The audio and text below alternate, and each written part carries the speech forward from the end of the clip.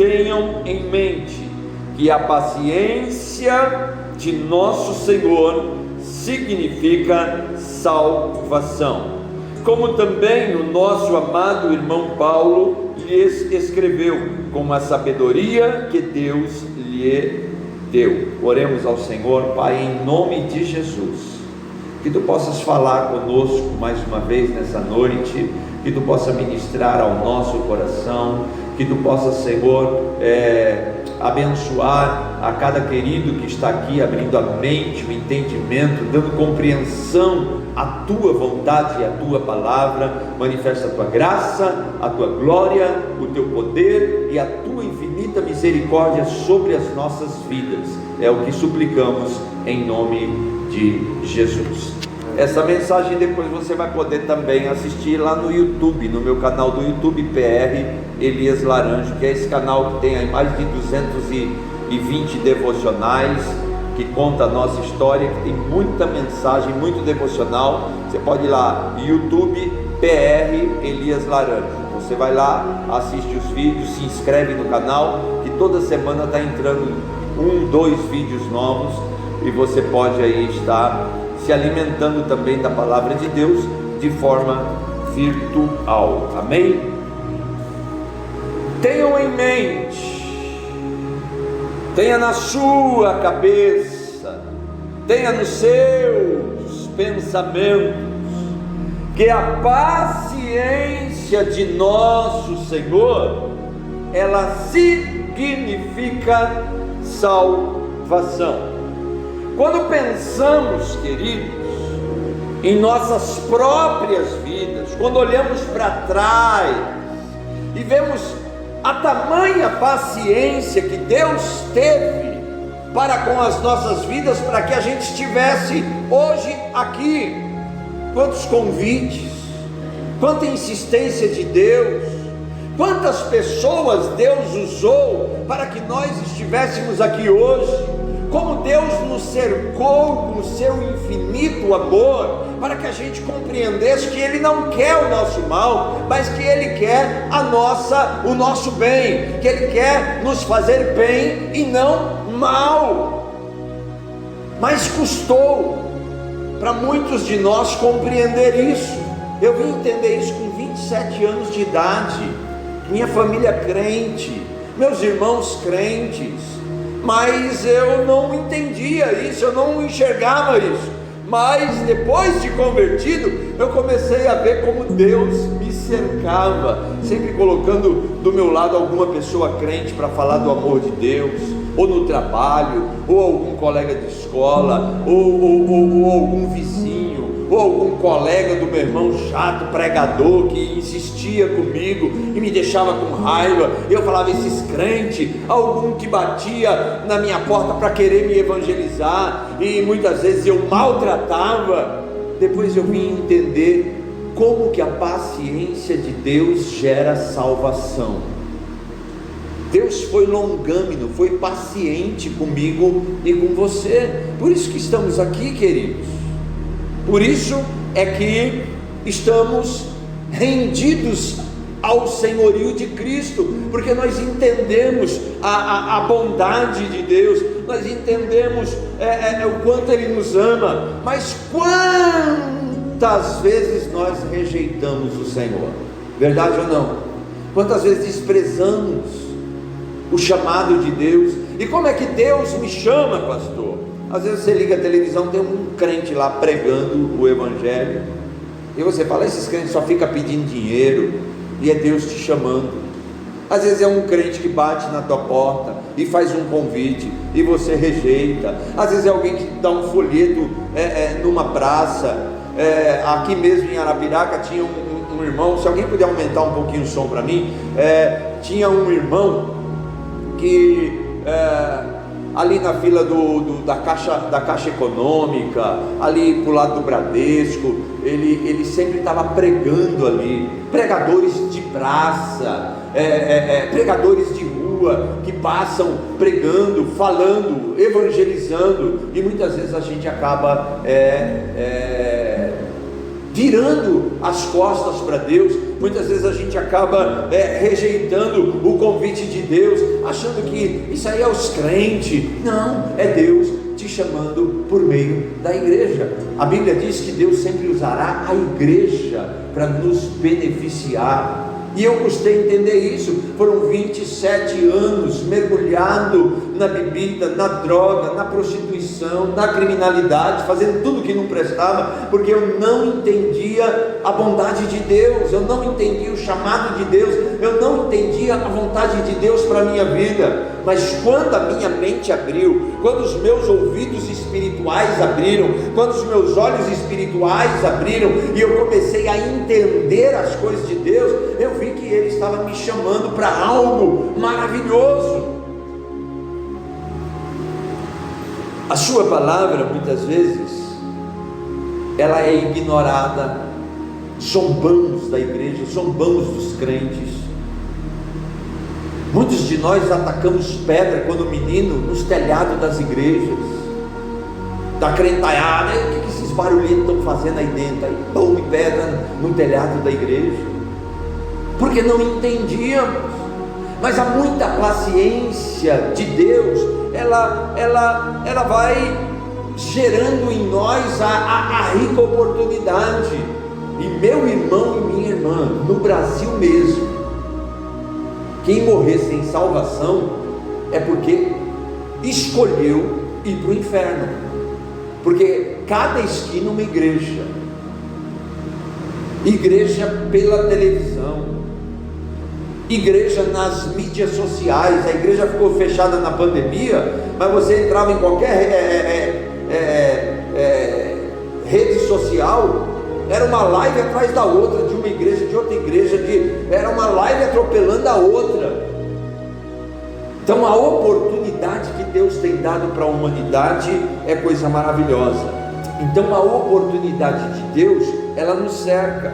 Deus nos cercou com a sua grande paciência, querido. Sabe que Deus todo dia lançar uma semente, esperando aquilo germinar dentro do meu e do teu coração? E para quem já plantou ou planta, sabe o quão é difícil. É regar a terra, é trabalhar a terra, é limpar a terra, é adubar a terra, é jogar a semente, é tirar as ervas daninhas, regar aquela semente, e aquela semente começar a crescer, até chegar ao ponto de começar a florescer e vir a frutificar. Deus é paciente. O problema, queridos, é que a paciência que Deus tem tido comigo e com você, a paciência que Deus teve comigo e com você, ela não é a mesma paciência que eu e você queremos ter com as pessoas que nos cercam. Este é um grande problema, porque se fomos cercados pela paciência de Deus, se Deus esperou todo o tempo do mundo para que a gente o aceitasse, Deus esperou 27 anos da minha vida. Você sabe que 27 anos é metade da minha existência, querido. Eu tenho 55 anos, então praticamente metade da minha existência foi Deus semeando nessa terra, nesse chão rochoso, nesse chão duro, e Ele foi trabalhando, foi lapidando, foi adubando, foi tornando terra boa, até que a semente viesse a produzir, viesse a germinar. Com você foi assim. Eu quero saber se você tem a mesma paciência que Deus teve com você, com as outras pessoas. Porque quando a gente sai para evangelizar, a gente entrega um folheto e fala: pastor, nessa rua aqui ninguém quer saber de Jesus não, é tudo uns perdidos, vai tudo para o inferno. Você entregou um folheto, irmão. Olha como Deus se esforçou para te abençoar, e agora você não quer ter a paciência, não quer ser instrumento de Deus para abençoar outras pessoas. É uma paciência carregada de amor. Apóstolo Paulo, inspirado por Deus, diz que o amor tudo suporta. E Deus demonstrou o seu grande amor, não só na cruz, dando o seu Filho em sacrifício por nós, mas demonstrando a sua grande paciência e suportando todo o nosso desprezo desprezou. Nós desprezamos a cruz, nós desprezamos o sacrifício de Deus na cruz, nós desprezamos o seu Filho Jesus. Por anos fizemos isso, trocamos o certo pelo errado, e agora não queremos ter paciência com os outros, e agora não queremos ser pacientes. Eu não posso ir para Campo Alegre, construir lá uma igreja, num povoado, num local, e agora tem um casal lá, uma família pregando o Evangelho, e quase ninguém vai na igreja. Quando é 8 pessoas, 10 pessoas, mas eu não posso desistir. Eu tenho que olhar para o amor de Deus que fora derramado por aquele povo, e a paciência de Deus em alcançar aquele povo. Quantos anos tem a igreja aqui, pastor Josinaldo? 13 anos, 13 anos. A igreja era para ter aí o triplo de pessoas que tem hoje, mas as pessoas não querem. Mas a gente não desiste, a gente não para, a gente persevera, a gente continua. Ah, pastor, mas esse povo aqui não quer saber de Jesus. Não, insista com ele. Deus um dia insistiu com você, uma hora a ficha vai cair. Assim como a ficha caiu para mim, uma hora a ficha vai cair para ele, e ele vai entrar chorando aqui pela igreja, ou então vai sair chorando. Quem não entra chorando, sai chorando. Quem entra chorando porque entendeu, meu Deus, agora eu entendi. Ou então sai chorando, meu Deus, agora eu entendi como o Senhor me ama, como o Senhor me quer, como o Senhor quer tratar a minha vida. Você viu ali naquela peça encenada, aquela menina que estava representando Jesus, como ela pegou aquela moça que estava escravizada pelo pecado, e ela começou a limpar aquela moça. Assim Deus quer fazer com a gente, assim Jesus quer fazer com a gente, nos pegar no colo, limpar a gente, cuidar da gente, tratar a gente, abençoar nossas vidas, organizar a nossa vida espiritual, a nossa vida emocional, a nossa vida sentimental, a nossa vida financeira. É assim que Deus faz, e Ele quer fazer comigo e quer fazer com você. As pessoas ainda não entenderam isso. As pessoas acham que a gente está aqui dentro perdendo tempo. E se os crentes se reúnem dentro da igreja que nem uns doidos? Não, a gente aqui está adorando esse Deus que fora muito paciente com a gente, e a gente continua clamando a Deus. 13 anos que a gente clama a Deus por esse bairro, por essas famílias, pelos lares. Durante a semana a gente vem para o culto aqui e a gente ajoelha e clama pelas famílias, porque a gente quer ver famílias restauradas. A gente não quer ver o som bombando aí dos paredões, a cachaça comendo, a droga comendo, morre um, morre o outro vai preso, é mulher que apanha do marido porque chegou bêbado, e daí por diante. A gente quer ver lares transformados, lares restaurados, lares abençoados, lares edificados para o louvor e glória do nome do Senhor. Mas para isso tem que ter paciência. Talvez a gente chegue assim e fala: 13 anos já passou, pastor Josinaldo, minha paciência esgotou. Deus está falando: só está começando a minha. A minha só está começando por esse povo, porque Deus, Ele é paciente. O amor dele é um amor paciente, é um amor que tudo suporta, é um amor que tudo crê, é um amor que não se desespera. Paulo diz tudo isso em 1 Coríntios 13, quando ele fala do amor, a paciência que nos dá oportunidade. Jesus disse: se aqueles dias não fossem abreviados, ninguém sobreviveria, mas por causa dos eleitos, aqueles dias serão abreviados. Deus não acabou com o mundo ainda, por causa do seu muito amor e da sua muita paciência, porque Ele vai destruir isso daqui e vai fazer novos céus e nova terra, assim como aconteceu nos dias de Noé. Noé fora o pregoeiro da justiça por 120 anos. Noé pregou por 120 anos.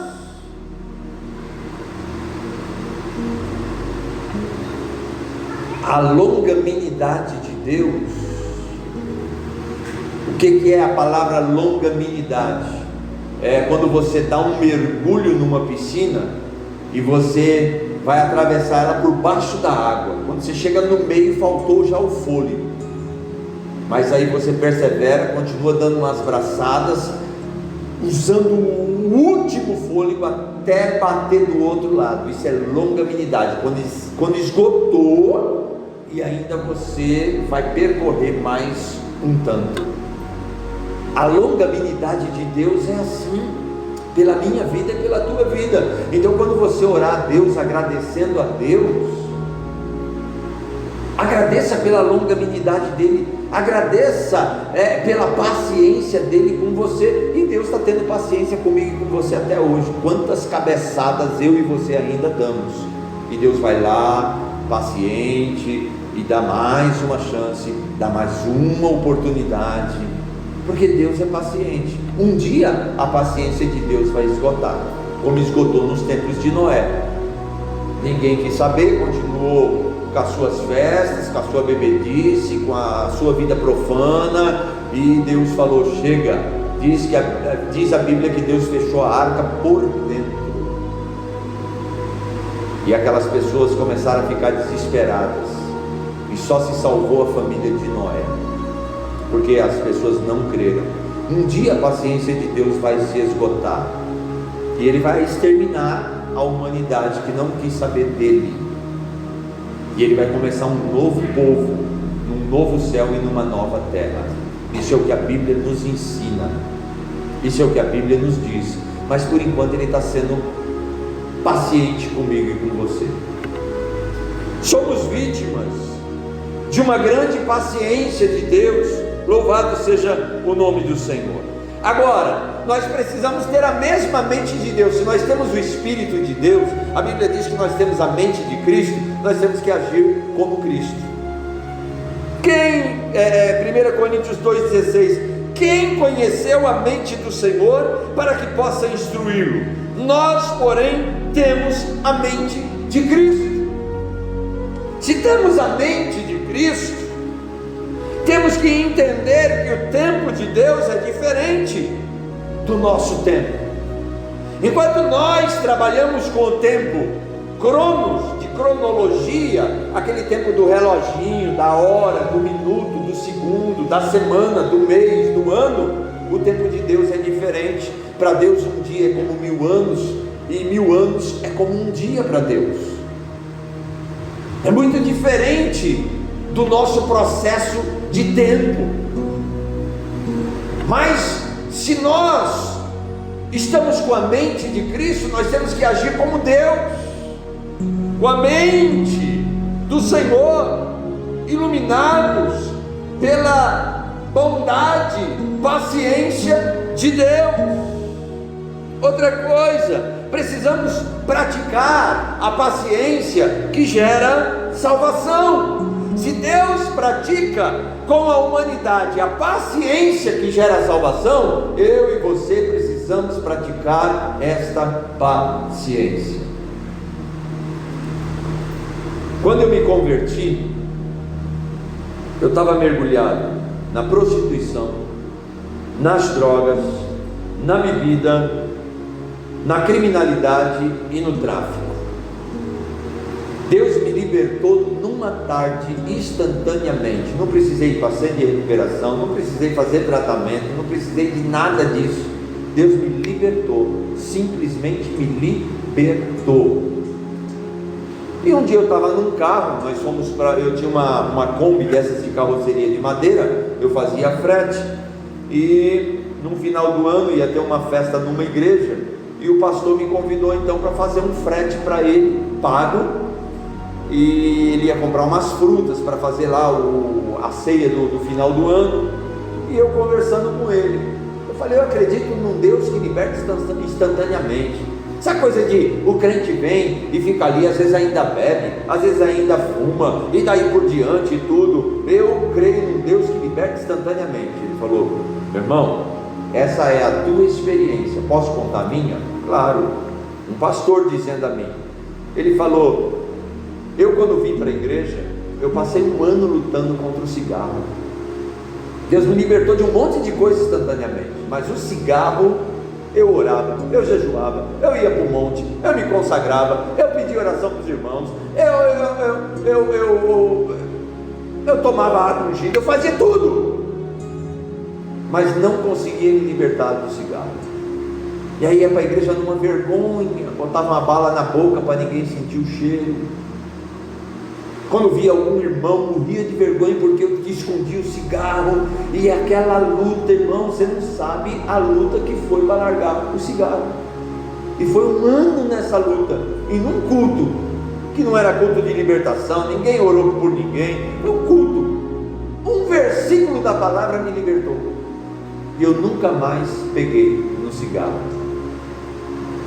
Então não se baseia a vida das outras pessoas pela sua experiência. Cada um tem a sua experiência com Deus. E às vezes a gente erra, irmãos, porque a gente quer que o nosso ente querido tome uma posição como a gente tomou. A gente quer que o outro seja liberto como a gente foi. A gente quer que a experiência que Deus teve com a gente, que Deus nos deu, que Ele dê para o outro também. E aí a gente começa a julgar, é porque não tem fé, é porque não é crente, é porque é irresponsável, é porque isso, é porque aquilo outro. Pega um casal, às vezes Deus começa a fazer uma obra fantástica na vida da esposa, e o marido é aquele que vai para a igreja empurrado. Mas chega uma hora que Deus faz uma obra na vida do marido, que ele passa a ser mais crente que a mulher. Aí a mulher fala: eu pensava que eu era crente, agora eu estou vendo o que é ser um crente. Meu marido, ele lê a Bíblia, meu marido, ele ora, meu marido, ele jejua, meu marido prega a palavra, bem diferente de mim. Eu preciso me converter. Está entendendo, irmão? A gente precisa ter paciência. Eu conheci uma família de Jaramataia quando eu comecei o trabalho lá. E a irmã crente toda, lia a Bíblia, orava, jejuava, aquela coisa. É crente até no último fio de cabelo. E o marido um cachaceiro, tomava as canas dele, chegava em casa, agredia a filha, agredia a esposa, aquela luta e tal, não sei o quê. Aí começamos a conviver naquele lar. E convivendo naquele lar, começamos então a mostrar o Evangelho para aquela pessoa, na amizade, no companheirismo, na hora da adversidade. Meu Deus, olha como esse reagiu em tamanha adversidade. Olha como ele, olha a atitude dele, foi uma atitude louvável, uma atitude de crente, uma atitude que glorifica o nome do Senhor. Então as coisas foram acontecendo, e eu preguei um dia os 2 ladrões da cruz, e esse moço aceitou a Jesus. Mas sabe por que ele não tinha aceitado Jesus antes? Porque a irmã, toda crente, só vivia falando que ele estava com o diabo. Mas você está com o diabo, você está com o diabo, você está com o diabo, você está com o diabo. Em vez de abençoar a vida dele, orar por ele, quando ele chegava bêbado, minha mãe fazia isso comigo. A muita paciência de Deus gera salvação. A muita paciência de Deus gera salvação. Muitas vezes a gente só amaldiçoa os nossos entes queridos, os nossos vizinhos. A gente não profetiza vitória, libertação, salvação, transformação. A gente não usa a mente de Cristo para pensar como Ele, para ter a paciência dEle, para que aquela vida seja transformada, para que aquele lar seja edificado, para que o nome do Senhor seja glorificado. Você está aqui nesta noite pela muita paciência de Deus. Você não está aqui por outro motivo, se não for a muita paciência do Senhor. Ele te ama, Ele quer o melhor para a tua vida, Ele quer que você vai morar com Ele nos céus, que você passe a sua eternidade com Ele. Essa é a muita paciência de Deus com você. E nós temos que transbordar essa paciência, abraçando o caído, abraçando o perdido, abraçando aquele que está sem esperança, abraçando aquele que não sabe o que está fazendo. A paciência, ela é fruto do Espírito Santo. Se olharmos lá para Gálatas 5, versículo 22, quando fala do fruto do Espírito, a longanimidade, a bondade, a amabilidade, a paciência, o amor, a mansidão, o domínio próprio, é fruto do Espírito Santo, e você tem o Espírito de Deus. Então paciência sobre a tua vida é fruto. Seja paciente com os seus, seja paciente com os seus, seja paciente com os seus, e você verá o que Deus fará.